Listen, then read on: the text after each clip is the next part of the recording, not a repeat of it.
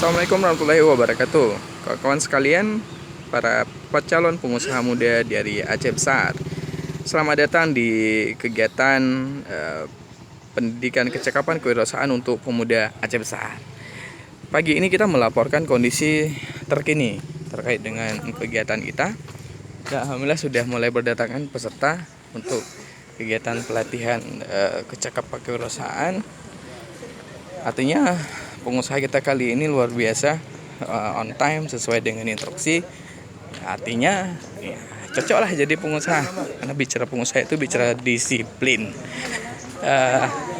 Sudah mulai terlihat peserta registrasi, ada Bapak Sekjen IPA, kemudian di ruangan juga sudah ada peserta yang sudah registrasi.